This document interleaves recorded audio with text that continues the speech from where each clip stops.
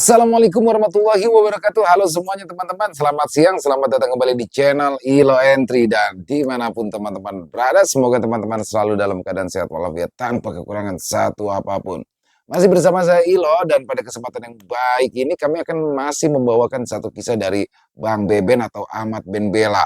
Penulis asal Kalimantan Tengah ini, dan kisahnya pasti keren-keren deh kalau dari Bang Beben. Dan kemarin sudah part 1, sekarang kita masuk ke part 2. Udah nggak sabaran teman-teman pasti kan, tapi sebelum kita masuk ke dalam kisahnya, buat teman-teman mungkin yang baru bergabung, kami ucapkan selamat bergabung. Dan jangan lupa dong, diklik tombol subscribe-nya, lonceng notifikasinya juga jangan lupa dinyalakan, agar teman-teman selalu mendapatkan notifikasi dari konten-konten yang akan kami upload di setiap harinya.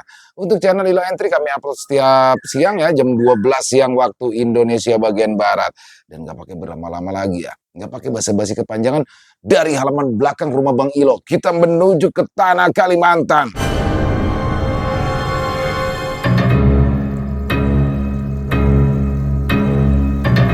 Kepala tanpa tubuh di Sungai Busang.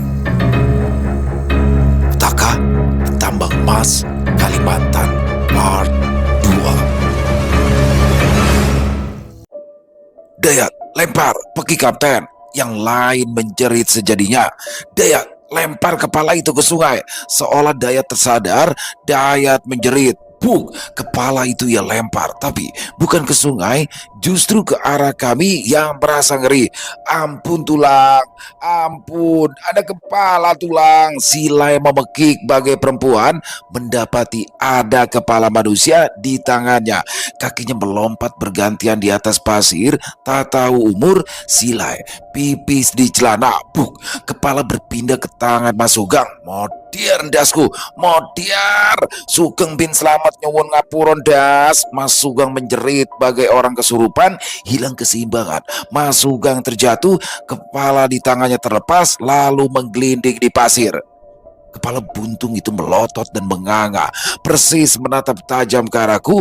Pasir menempel di lehernya yang penuh darah. Aku bergidik, bulu kuduku merinding, tubuhku kaku tak bergerak. Kami semua tegang, terdiam tak bersuara, hening. Hanya ada suara gemerisik daun yang bergoyang tertiup angin, lalu terdengar suara ribut-ribut. Piur. Silai bercebur ke sungai mandi demi menghilangkan malu. Takut-takut, Kapten Anang melangkah perlahan mendekati kepala buntung itu. Satu persatu yang lain mengikuti. Kami akhirnya bergerombol, memandang kepala buntung dengan rasa ngeri, takut, dan was-was menjadi satu. Sungai yang tadinya hening berubah menjadi riuh, hiruk-pikuk dan saling berkomentar. Semua menebak-nebak asal kepala di hadapan kami. Kesimpulannya hanya satu, ada orang mengayau. Kapten Anang berjongkok, memperhatikan kepala itu dengan seksama. Ini bukan ulah orang mengayau, ujar Kapten tenang. Lihatlah, tidak ada bekas tebasan parang. Kami kembali terdiam, bungkam tanpa suara. Kepala ini, Kapten Anang menggantung kalimatnya seolah tak yakin. Kepala ini sepertinya dicopot dengan paksa dari badannya. Serentak, kami semua bergidik. Entah makhluk apa yang sanggup melepas kepala manusia dari tubuhnya. Dan lagi-lagi, ini adalah orang Cina daratan. Hah, kami teriak, ada rasa tidak percaya. Kami lalu sepakat membuang kembali kepala itu ke sungai. Bila dikubur, takutnya malah celaka. Bisa-bisa kepala itu justru malah bangkit dan menghantui kami.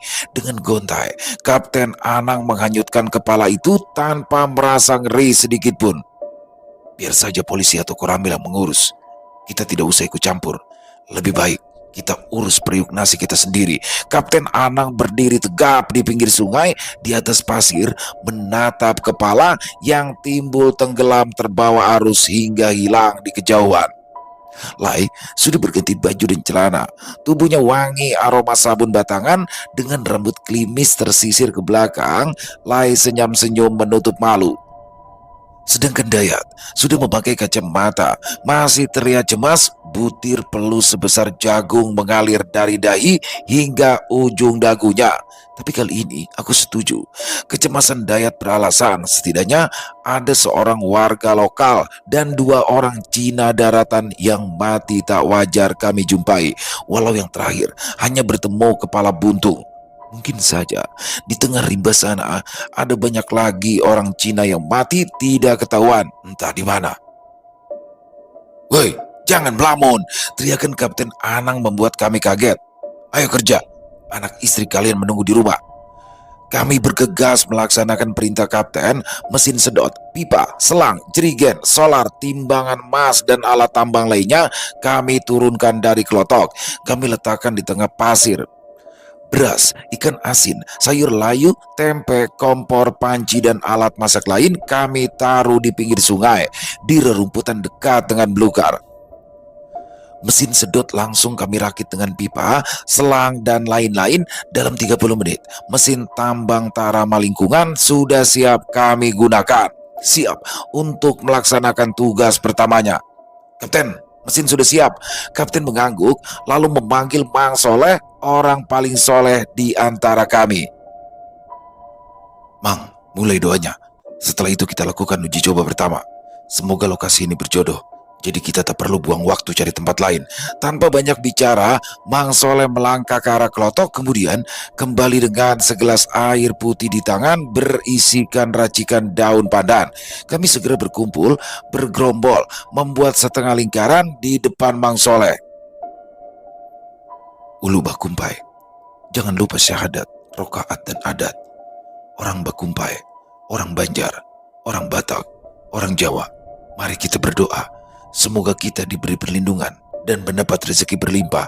Mang Soleh lalu membaca doa, memulai ritual tampung tawar. Ritual meminta perlindungan, keselamatan, dan rezeki berlimpah. Ritual yang biasa dilakukan ketika memulai pekerjaan baru. Dimulai dari Kapten Anang.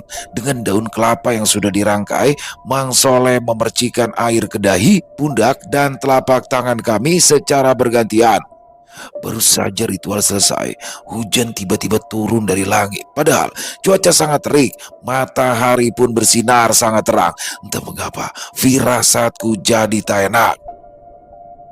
Hujan mandang, seru Dayat cemas. Diguyur rintik hujan, ia lantas berlari kecil ke semak yang penuh rerumputan, lalu kembali lagi dengan beberapa rumput liar di tangan. Selai rumput sudah terselip di telinga kanannya tergopoh. Rumput itu ia serahkan pada kami satu persatu. Kami hanya tersenyum melihat tingkahnya yang ganjil, saling pandang dengan tatapan mengejek. Ayo, selipkan di kuping supaya tidak sakit.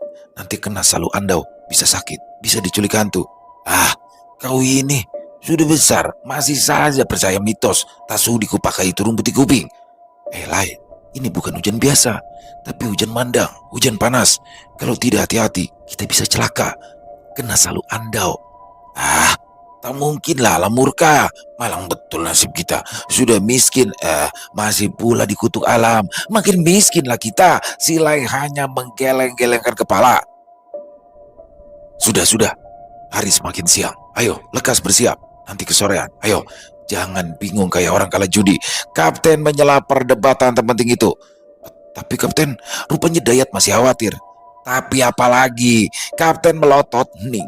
Dayat terlihat ragu untuk bersuara. Kapten, Dayat menarik nafas, lalu menghela nafas.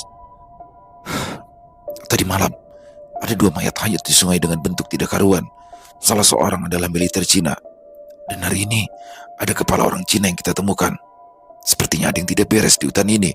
Semua yang mendengar tercenung. Mungkin bukan aku saja yang berpikir bahwa yang dikatakan Dayat ada benarnya. Kapten, bila ada hujan panas, biasanya ada yang mati berdarah. Tertahan, suara Dayat parau, semua saling pandang, wajah kami berubah menjadi tegang. Dayat, bila kau masih membual, kupaksa kau berenang pulang sekarang juga. Hardik Kapten menahan emosi. Dayat tertunduk lemas, wajahnya murung dan menggerutu tak jelas. Tak berapa lama hujan panas pun berhenti.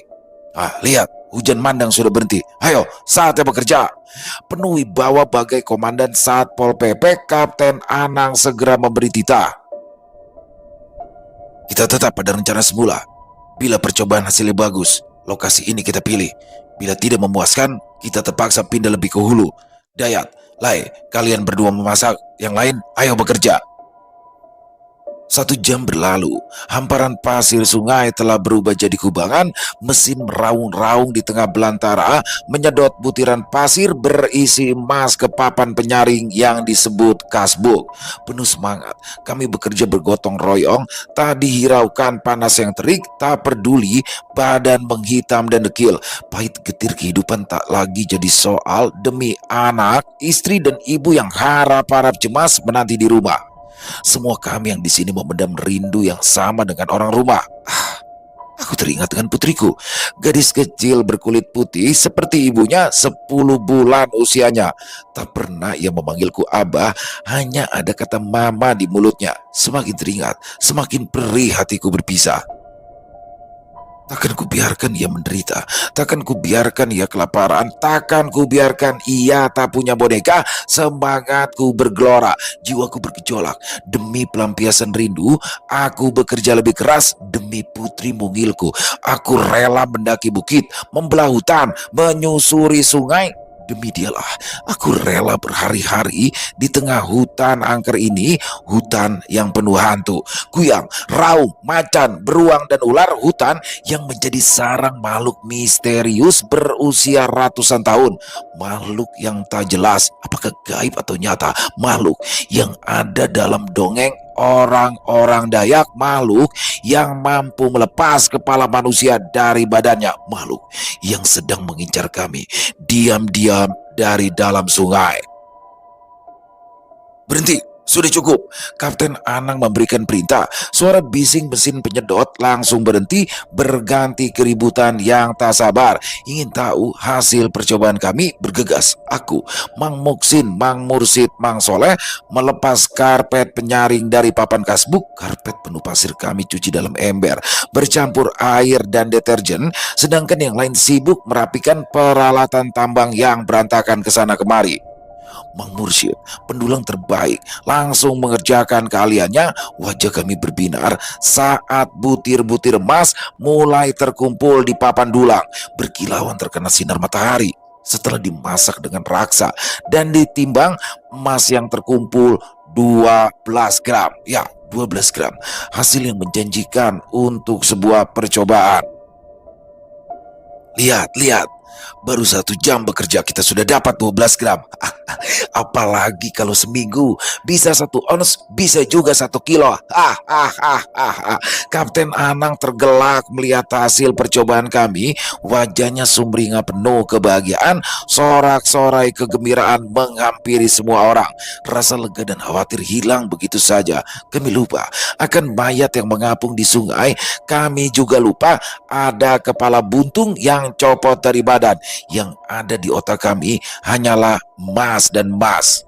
Butiran emas kemudian dimasukkan ke dalam botol kaca kecil, lalu disimpan dalam peti yang hanya boleh dipegang kapten. Ayo, saatnya kita makan. Setelah itu kita bangun pondokan, ucap Kapten Anang. Kami lalu melangkah menuju Lai dan Dayat yang sedang berdebat panas. Bagai anjing dan kucing, 2 orang itu memang tak pernah akur. Ada apa lagi kalian ribut-ribut? Lantang Kapten menghardik, membuat ciut nyali yang mendengar. Ini Kapten, Silai mau bakar terasi. Tak enak lah, makan sambal tanpa terasi, mengecil nanti lubang hidungku. Sudah, tak boleh ada terasi di tengah hutan. Merajuk, Silai menjauh membawa piring penuh nasi dan lauk menuju pantai di pinggir sungai. Lai, jangan lupa lempar sedikit nasi buat penunggu hutan, ucap Dayat sambil berteriak. Silai hanya diam. Ia tak peduli pekikan Dayat. Diam-diam ia kembali membakar terasi. Siang berganti senja, senja berganti malam. Sebuah pondok sederhana sudah berdiri di pinggir sungai, beratap terpal, berdinding spanduk caleg gagal, serta berlantai kayu bulat beralas tikar. Sebuah lampu strongkling menyala terang, tergantung di tengah pondok. Selama 10 hari ke depan, di pondok tak layak huni inilah kami bernaung. Dingin sudah pasti, nyamuk apalagi hujan tak perlu risau. Karena sekarang musim kemarau dari hutan. Suara burung hantu saling bersahutan, beriringan dengan suara serangga dan binatang malam.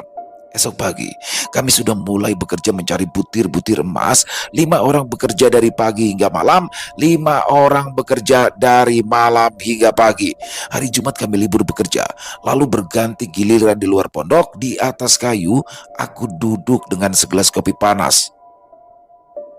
Di tengah pantai, Bang Soleh dan Silai tampak sibuk sendiri. Entah apa yang mereka lakukan. 2 cahaya headlamp menyala terang di dalam gelap. Aku menatap langit penuh bintang dan bulan yang dak purnama. Pikiranku kembali pada rumah, ibu, istri, dan putri mungilku. Putri mungilku, rinduku membara, menyala-nyala bagai api. Semakin rindu, semakin pilu. Sedang apa kau, nak? Kenapa selalu kau ucap mama saat ku bilang abah? Aku tersenyum melihat polanya. Bisa saja ia sedang membuat gaduh ibu dan neneknya. Pikir anak. Suara Dayat membuyarkan kerinduanku. Duduk di sebelah, ia memegang rokok dan secangkir kopi panas. Berapa umur anakmu? Tanya Dayat sambil mengelap kacamatanya dengan handuk kecil yang lusuh. Jalan 10 bulan. Baru belajar berdiri. Jawabku sambil tersenyum kecut-kecut karena rindu. Kau tak ingin cari pengganti? Tanyaku pada Dayat. Tidak menjawab. Dayat menatap kosong ke arah langit. Wajahnya getir dan penuh luka. Anak-anakku masih kecil. Aku takut ibu baru tak bisa menerima kehadiran mereka. Dayat menghisap rokok, menutup perih di hati. Asap lalu keluar dari mulut dan hidungnya. Wanita sundal itu. Suara Dayat mulai meninggi. Wanita sundal itu terlalu hina untuk kusebut namanya. Lebih hina dari yang paling hina. Penuh luka, kata-kata Dayat terdengar sedih. Wanita sundal itu tega meninggalkan anak-anaknya yang masih kecil. Hanya demi lelaki yang sama miskinnya denganku. Ia telantarkan anak yang baru lepas dari persusuan ibu demi pria yang hanya juru mudi kelotok. Cih, ucapan Dayat penuh emosi, amarah, namun getir menyayat hati. Jika saja ia kabur dengan lelaki yang lebih kaya dariku, lebih gagah, lebih ganteng, lebih segala-galanya, tak terlalu sakit hatiku. Tapi ini, lepas dari tangan orang miskin, hanya untuk berpindah ke tangan orang miskin pula, memalukan, tak punya selera. Cih, duduk di samping, kedua tangan Dayat mengepal, dan tubuhnya bergetar hebat. Hening, kami berdua terdiam. Semoga saja ya, kau dapat pengganti yang lebih baik. Pengganti yang bisa menyayangi anakmu bagai anak sendiri. Aku mencoba menghibur, walau tak yakin berguna. Dayat menoleh, ia tersenyum kecut. Beginilah hidup, Mit. Banyak hal terjadi di luar kendali kita. Tak seorang pun ingin rumah tangganya berantakan. Tapi kadang takdir berkata lain. Kembali diam, lalu Dayat kembali bersuara. Kau tahu, Mit, apa yang membuatku sakit? Saat aku pulang, anak-anak tak mengenal abahnya. Si sulung tak mau dicium, si bungsu menangis. Perih rasanya, Mit. Nasib mempermainkan kita seperti ini. Berhari-hari lamanya di hutan, demi duit yang tidak seberapa. Tapi apa mau dikata, sekeras apapun takdir tak bisa dilawan. Kadang kita harus berdamai dengan isi dompet yang pas-pasan. Aku tersenyum mendengar ucapan Dayat yang terakhir. Setidaknya aku tidak sendiri dalam kemiskinan. Bila punya uang banyak, kau mau apa? Tanyaku. Seperti berpikir, Dayat menghisap rokok yang tersisa separuh di jarinya. Aku ingin menetap di kampung. Tidak lagi di hutan seperti ini. Kursus barbar shop, jadi tukang cukur. Aku dan Dayat tertawa karena tahu hayalan kami takkan jadi nyata. Terus, Mit, aku mau ke Jakarta. Aku mau berfoto di Monas. Kenapa harus di Monas? Mit, kita ini orang Indonesia. Paling tidak sekali seumur hidup kita harus pernah ke ibu kota, ke Monas. Aku dan Dayat kembali tertawa. Tertawa orang miskin bagi orang miskin. Bisa ke Monas pun sudah membuat bahagia. Kalau kau, Mit, bila punya uang berlimpah, apa yang kau lakukan? Aku akan membeli truk. Bisa untuk mengangkut sembako dari Banjarmasin ke tempat kita. Bisa juga untuk mengangkut pasir ataupun tanah. atau sapi atau pupuk. Bisa juga disewakan untuk perusahaan tambang yang berpuluh biji di kampung kita ini. Aku dan Dayat kembali terkekeh menertawakan hayalan masing-masing. Dayat lalu beranjak dari tempat duduk, mengambil parang di pondok, kemudian kembali lagi sepotong kayu sepanjang 5 cm ia keluarkan dari dompet, berwarna putih, mirip kayu siwak. Lalu ia potong menjadi 2, ia serahkan sepotong untukku. Ini kayu kareceu untuk perlindungan dari hal jahat. Simpan di dompet. Di hutan ini banyak perampok, hantu, kuyang, macan, hewan buas, dan hewan jadi-jadian, ucap Dayat. Sebenarnya, aku tidak terlalu percaya pada kekuatan jimat, basal, penyang, dan sebagainya, apalagi hanya sepotong kayu. Tapi karena merasa tak enak, aku simpan saja kayu kareceu itu di dompet. Hei Lai, sini. Sesama orang susah, janganlah kebanyakan curhat. Nanti kalian semakin susah. Teriakan si Lai mengagetkan kami berdiri di samping Unggun di atas pantai. Lai memberikan kode dengan tangan untuk mendekat. Petikan kecapi Mang Soleh terdengar membahana di tengah belantara.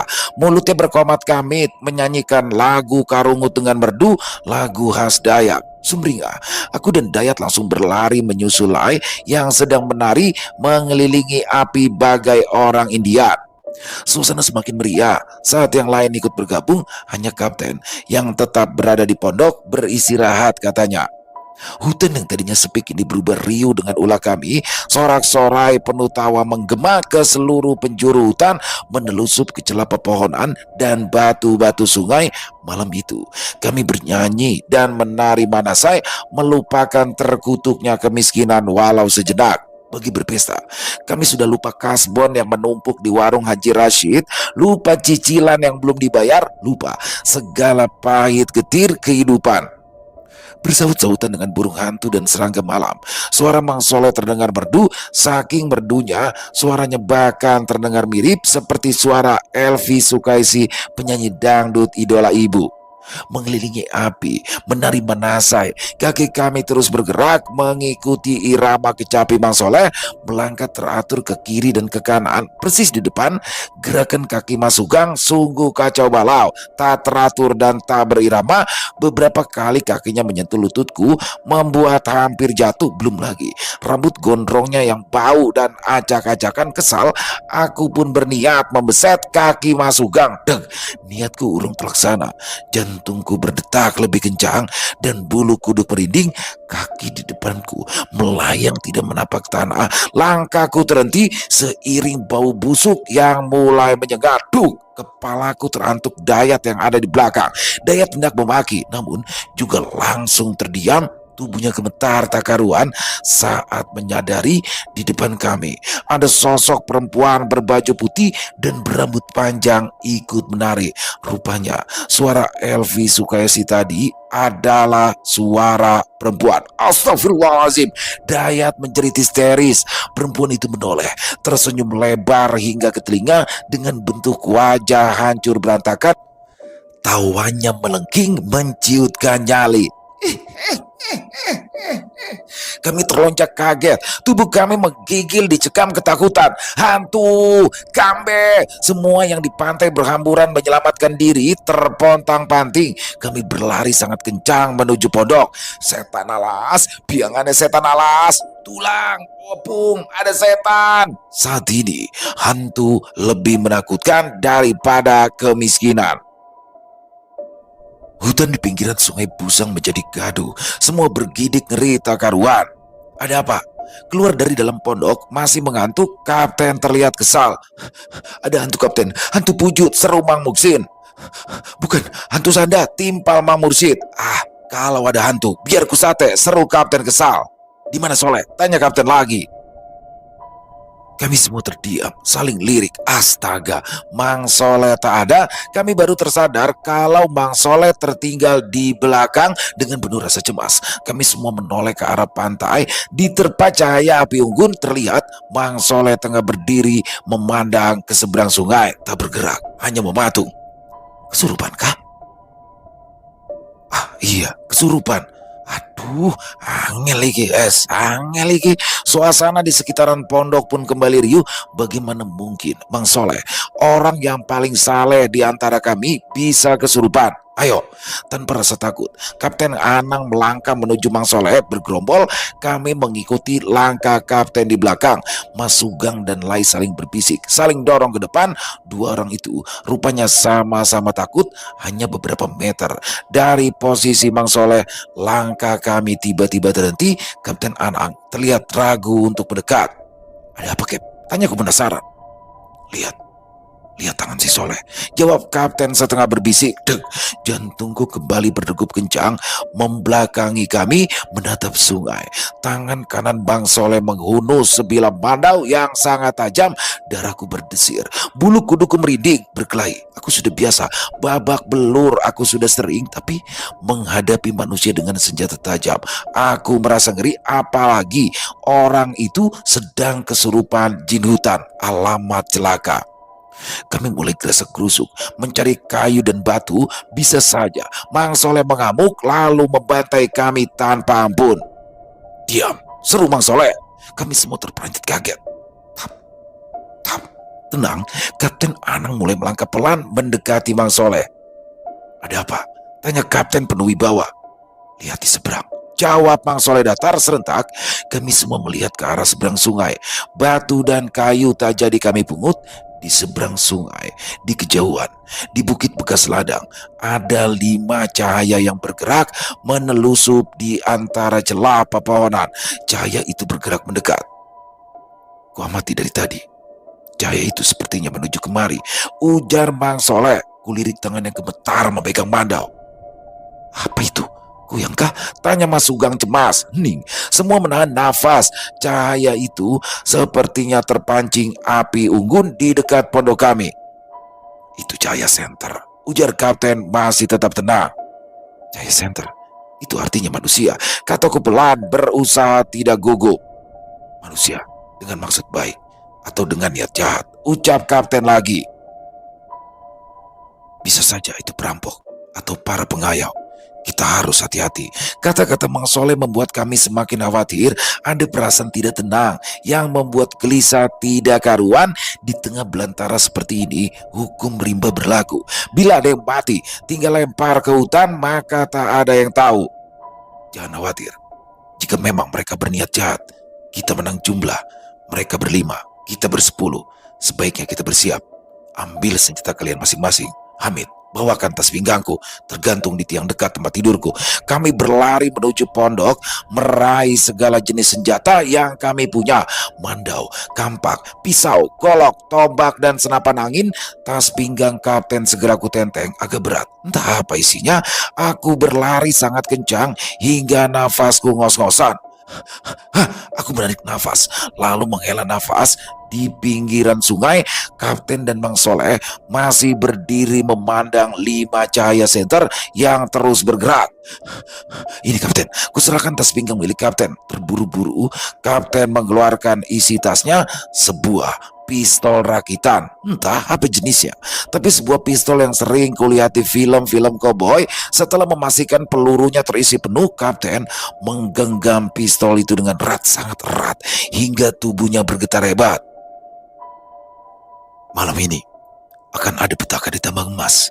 Darah akan kembali mengalir di Sungai Pusang, ucap Kapten penuh keyakinan. Harap-harap cemas. 10 pasang mata mengawasi pergerakan 5 senter di seberang sungai yang semakin mendekat. Malam ini akan ada tawuran bertaruh nyawa. Blub. Cahaya senter paling belakang tiba-tiba mati, diiringi jerit kesakitan. Lalu suara tembakan. Kami terperanjat, saling pandang, namun hanya diam, bergidik ngeri.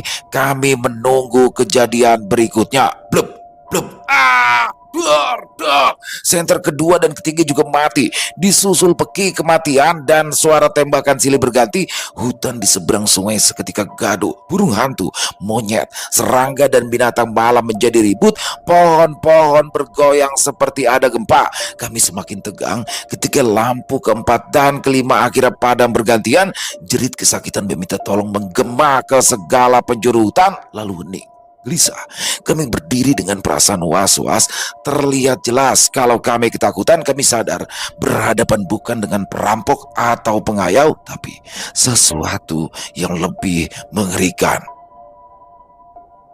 Mereka kemari bukan untuk merampok atau mengayau, tapi diburu, lalu dibunuh, ucap Kapten tegang. Apa yang memburu mereka, Cap? Tanya Dayat khawatir.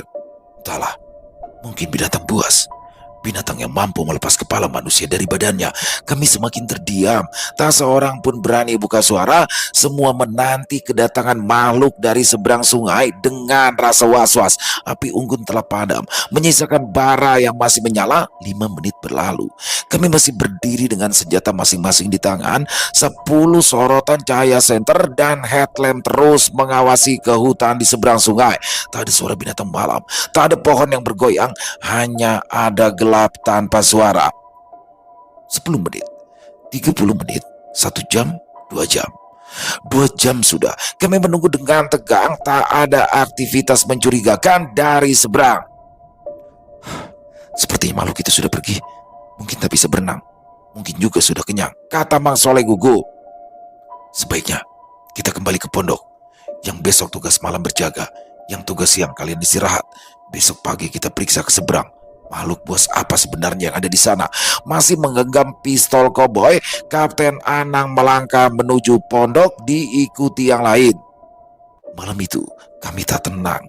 Yang tugas jaga merasa tak nyaman. Yang kebagian jatah tidur pun tak nyenyak. Hanya Silai yang mendengkur tanpa beban di dalam pondok. Gila, situasi genting seperti ini ia masih bisa tidur nyenyak.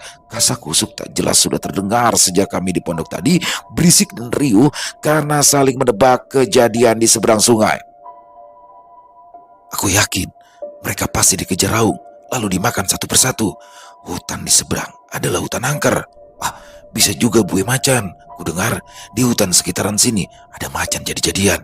Biasa menyaru menjadi kakek-kakek dan suka memakan mayat. Tebakan demi tebakan yang keluar malah membuat keadaan semakin runyam. Semua menduga-duga, namun tak ada yang pasti. Aku yang mendengarkan ikut merinding. Tak tahan, aku segera keluar pondok dengan mandau di pinggang. Tak lama, Dayat juga ikut menyusul di luar pondok.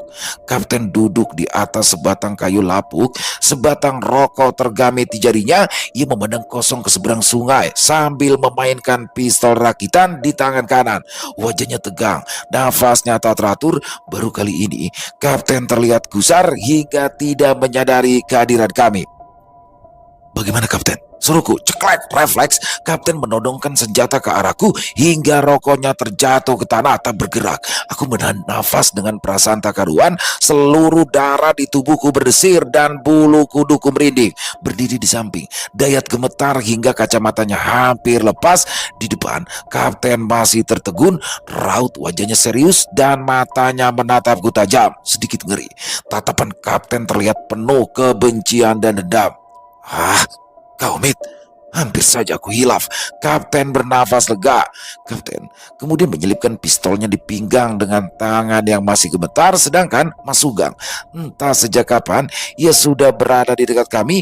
Ia mondar-mandir gelisah. Sebentar duduk, sebentar berdiri, lalu berjalan ke arah semak dengan wajah cemas, lalu kembali lagi. Memang apa yang terjadi membuat semua orang ketakutan. Aku dan Dayat lalu duduk di samping Kapten, memandang ke arah sungai. Kapten merogoh kantong celananya dan mengeluarkan sebungkus rokok. Lalu ia serahkan padaku dan Dayat. Aku terbatuk. Tenggorokan rasanya sakit bagai tersangkut tulang ikan asin. Kapten dan Dayat tertawa kencang. Kau ini semakin mirip abahmu. Kapten Anang kembali tergelak. Aku tersenyum menahan malu. Memang almarhum abah dulu tak pernah merokok. Segera kumatikan rokok, langsung kubuang ke semak belukar. Tanya kelakuan, wajah, hidung, mata dan tubuh kau memang sangat mirip abahmu. Kapten Anang menepuk-nepuk pundakku. Andai masih hidup, abahmu pasti bangga. Kau sekarang sudah menjadi laki-laki, kepala rumah tangga. Aku kembali terdiam, mencoba mengingat-ingat wajah almarhum abah. Perhatian kami teralihkan ketika Mas Sugeng yang mondar-mandir semakin gelisah ketakutan. Ada apa, Mas? Tanya kapten. Ragu, Mas Sugeng mendekat perlahan, kedua tangannya memegangi perut. Anu kapten, saya sakit perut. Ah, ya sudah, buang sana di sungai. Biasanya juga di sungai. Takut, Kap? Lah, kenapa tidak di semak belukar saja? Gak enak, kapten. Gak enak pakai daun, takut ada ular. Ah, kapten mendengus, Mas Sugeng lalu melirik ke arahku dan Dayat. Kenapa tidak bilang dari tadi? Hei, Hamid, Dayat, antar Mas Sugeng ke sungai. Mas, jangan ngintip yo, teriak Mas Sugeng dari arah sungai. Cuy, aku dan Dayat merasa mual dengan selorohan Mas Sugeng. Cahaya headlampnya menyala terang dalam gelap, sedangkan aku dan Dayat harap-harap cemas menunggunya di pinggiran sungai. Mas Hamid, Mas Dayat, sudah hampir selesai. Mau bantuin kah? Mas Sugeng kembali terkekeh sambil mengancing celananya. Ia kemudian melangkah hingga menimbulkan suara kecipat air. Mengetahui Mas Sugeng sudah selesai dengan hajatnya, aku dan Dayat segera menoleh ke arahnya. Astagfirullahaladzim, suara Dayat tiba-tiba tertahan. Tak hanya Dayat, aku juga mulai ketakutan. Bulu kuduku merinding. Saat cahaya senter kami menyorot sesuatu yang mengikuti Mas Sugeng di belakang, bergerak perlahan, muncul tenggelam dari dalam sungai. Mas Sugeng, suaraku tertahan. Hah? Mas Sugeng masih melangkah gontai menuju pinggiran sungai. Mas Sugeng, Dayat mulai berteriak. Masih santai, Mas Sugeng tak sadar ada bahaya yang mengancam. Mas Sugeng, di belakang, Dayat berteriak, wajahnya panik. Hah? Mas Sugeng malah kebingungan. Lari, Mas Sugeng. Kulihat makhluk itu telah bangkit sempurna dari dalam air, berbadan hitam, berkepala lancip dan bermulut vertikal hingga ke dahi. Makhluk itu persis berdiri di belakang Mas Sugeng yang tetap melangkah pelan. Mas Sugeng, awas di belakang! Aku berteriak sangat kencang hingga tenggorokanku terasa sakit, bukannya berlari. Mas Sugeng justru berbalik badan dan menatap makhluk yang mengikutinya. Allahu Akbar! Pekik Mas Sugeng mengucapkan takbir. Biur, kaget. Mas Sugeng malah terjatuh ke dalam air, tubuhnya menggelepar bagaikan ikan. Tolong! Mas Sugeng berteriak sekencangnya, menyadari umurnya tinggal sejengkal, tak peduli bahaya. Aku berlari hendak menarik tubuh Mas Sugeng, namun terlambat. Makhluk itu sudah terlebih dahulu menerkam tubuhnya yang gelagapan. Lalu kembali terdengar jerit kematian yang membahana ke segala penjuru hutan. Perlahan, tubuh Mas Sugeng tenggelam ke dalam air, tangannya menggelegap di atas permukaan, berusaha mempertahankan hidup. Sekuat tenaga aku menarik tubuhnya yang terkulai tak berdaya dengan sebatang kayu. Dayat membabi buta memukuli tubuh makhluk yang tengah menindih tubuh Mas Sugeng. Prak! Prak! Kayu di tangan Dayat patah. Tak puas, Dayat kemudian menendang berkali-kali hingga terdengar rintih kesakitan. Ampun, ampun, tolong, makhluk itu memelas. Hah? Aku dan Dayat dan Mas Sugeng terbengong bersamaan. Biangane, jebole menungso. Mas Sugeng bergegas berdiri dengan tubuh basah kuyup. Kapten Anang, Mang Soleh dan lainnya berhamburan begitu mendengar jerit Mas Sugeng. Setibanya di pinggir sungai, mereka ternganga melihat ulah kami. Senjata di tangan mereka kembali disarungkan. Tiwas meh tak patah ini jebule menungso nek ora talempit-tempit ndase. Biangane setan alas. Mas Sugeng segera melangkah ke pinggir sungai sambil memaki dalam bahasa Jawa yang tak ku mengerti. Di hadapan kami tergeletak sesosok tubuh yang terkulai tak berdaya menggunakan jaket hitam dengan penutup kepala. Kukira ia adalah hantu dengan mulut vertikal. Bersama yang lain, aku dan Dayat menyeret tubuh penuh luka itu ke pinggiran sungai. Hah, Atak, ujar kapten kaget. Atak, timpel Bang Soleh dan Bang Muksin hampir bersamaan. Apa benar si Atak? Ternyata Atak, ternyata masih hidup. Kecuali aku dan Dayat, yang lain rupanya mengenali sosok yang barusan kami tolong. Lekas bawa ke pondok, kita selamatkan si Atak, perintah Kapten Panik. Waktu menunjukkan pukul 12 malam lewat beberapa menit, hanya mengenakan sarung. Tubuh Mang Atak kami hangatkan di luar pondok, di depan api unggun yang menyala-nyala. Saat pakaiannya dilepas, tubuh Mang Atak penuh luka gores, hanya luka ringan. Tidak ada luka berat meski pakaian yang dikenakannya telah robek di sana sini. Mang Atak ini usianya kuperkirakan sepantaran Kapten Anang, Mang Soleh, dan Mang Muksin. Andikan masih hidup, usia almarhum Abah pastilah sama dengan mereka, sekitar 40 tahunan lebih sedikit. Kukira si Atak ini menghilang kemana, tidak tahunya di sekitaran sini saja. Iya, kukira sudah mati, ternyata masih hidup. Tadi sangka, rupanya ia masih berani menampakkan batang hidungnya di daerah kita. Desas-desus tentang Mang Atak semakin berembus. Bapak-bapak di depanku ini rupanya tak kalah dengan perempuan suka bergosip. Semua membahas masa lalunya. Tak satu pun yang bertanya-tanya kenapa Mang Atak bisa terdampar di sini. Kapten berdem keras. Dengan pistol di tangan, Kapten memandangi mereka sambil melotot. Suara-suara miring yang dialamatkan pada Mang Atak kembali hilang. Hanya ada saling lirik dan saling sikut agar mereka tak bersuara.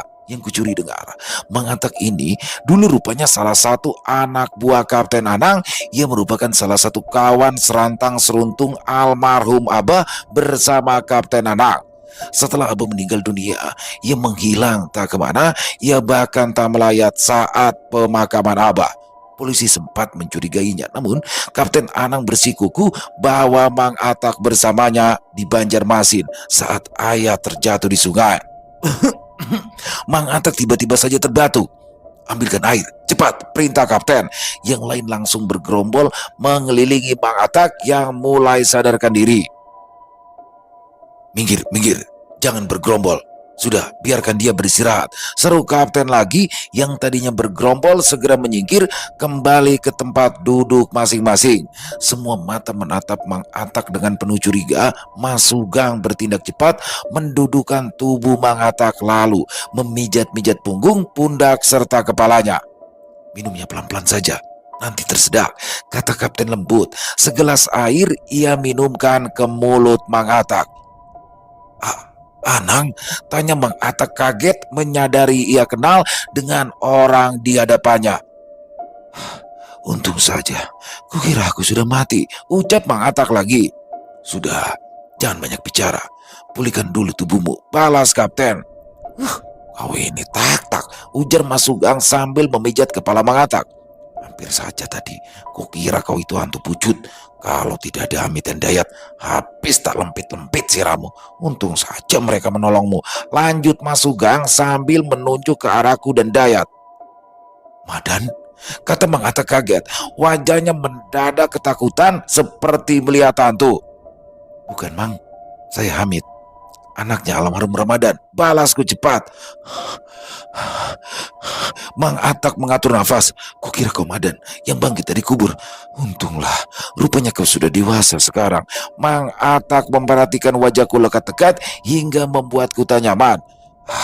Kau benar-benar mirip papamu. Setelah tertawa, Mang Atak malah terbatuk. Kami semua terheran-heran dengan ulahnya yang aneh. Mang Atak tiba-tiba menatap tajam ke Kapten Anang.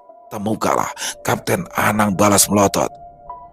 Kau hebat Anang, ucap Mang Atak sambil mengangguk-angguk. Aku salut padamu, aku kagum. Kau besarkan anaknya Madan hingga dewasa.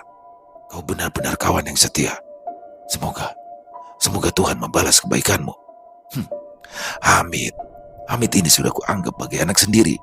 Sebaiknya kau ceritakan apa yang terjadi, balas Kapten ingin mengorek informasi lebih detail. Bagian sini Mas, tak menggubris ucapan Kapten. Mang Atak malah meminta Mas Sugeng memijat pinggangnya. Sebenarnya apa yang terjadi? Tanya Kapten lagi sambil menggeser duduknya. Kami semua menanti penjelasan Mang Atak dengan tak sabar. Ning, Mang Atak menatap wajah kami satu persatu. Tatapannya serius hingga membuatku bergidik. Aduh, Mang Atak tiba-tiba merintih sakit sambil memegangi kepalanya. Siapa tadi yang menghantam kepalaku? Gertak Mang Atak menatap Mas Sugeng yang tengah memijit-mijit punggungnya. Jawab Mas Sugeng gelagapan, gugup dan salah tingkah. Mas Sugeng melirik ke arahku dan Dayat. Mang Atak lantas memalingkan wajah ke arah Kapten. Sorot matanya seperti api yang menyala-nyala. Kalian ada makanan? Aku lapar, ucap Mang Atak lemah. Ya begitulah teman-teman, luar biasa banget kisahnya nih, mencekam dan apa ya, ini ritmenya nih cepet banget, beatnya cepet banget nih. Jadi bener-bener mencekam dari awal sampai habis, bagaimana perjalanan menyusuri Sungai Barito sampai akhirnya tiba di Sungai Busang, dan banyak kejadian aneh tuh, dari mulai penemuan dua mayat ya. Lalu terakhir ini yang paling serem sih, ada hantu kepala, ada bukan hantu ya, ada kepala yang mengambang dan dari sungai diambil tuh. Aduh, parah banget. Ini semakin seru aja kisahnya. Jadi mereka adalah penambang emas liar teman-teman, dan menambang emasnya beda sama yang pernah kita bawakan dulu kan di gunung. Kalau ini menambang emasnya adalah di sungai. Jadi pasir-pasir di sungai itu ada beberapa sungai memang yang memiliki kadar emas. Jadi berbeda ya dengan tata cara menambang emas di gunung maupun di sungai. Jadi menambah pengalaman juga nih. Keren-keren banget ya. Bang Beben tuh kayak apa ya? Kayak bener-bener masuk ke dalam kisahnya, dan biasanya nanti susah move on nih kalau udah selesai ini. Keren pakai banget bagaimana di sini dari sudut pandang orang pertama, yaitu Hamid ya, yang mengikuti orang-orang dewasa, dan sosok kaptennya ini keren banget ya. Dan semoga teman-teman para pecinta penikmat horor misteri, lebih khususnya lagi kepada para subscriber dari channel Ilo Entry, merasa terhibur ya dengan kisah barusan, yang mana rencananya akan kita bagi menjadi 6 part teman-teman. Dan sini sudah masuk part 2, besok berarti part 3. Dan terima kasih kepada Bang Beben atas kisahnya yang luar biasa. Dan buat teman-teman yang suka baca, silakan bisa mengunjungi karya karsanya Bang Beben. Kisahnya keren-keren banget teman-teman. Dan silakan buat teman-teman yang suka dengan videonya, bisa diklik tombol like atau tombol jempolnya. Boleh juga di-share link videonya ke teman-teman yang lain agar juga ikut merasa terhibur. Dan sekali lagi buat teman-teman mungkin yang baru bergabung, silakan bisa diklik tombol subscribe, jangan lupa lonceng notifikasinya dinyalakan agar teman-teman bisa selalu mendapatkan notifikasi dari konten-konten yang akan kami upload di setiap harinya. Untuk channel Ilo Entry kami upload setiap siang teman-teman ya, setiap jam 12 siang waktu Indonesia bagian Barat. Dan di akhir kata saya Ilo mengucapkan permohonan maaf apabila mungkin dalam pembawaan kisahnya ada kata-kata saya yang salah ataupun ada kata-kata saya mungkin yang kurang berkenan. Saya mohon dibukakan pintu maaf yang seluas-luasnya, dan sampai berjumpa lagi di konten-konten kami selanjutnya masih bersama saya Ilo di channel Ilo Entry. Salam sehat bahagia selalu untuk kita semua. Wassalamualaikum warahmatullahi wabarakatuh.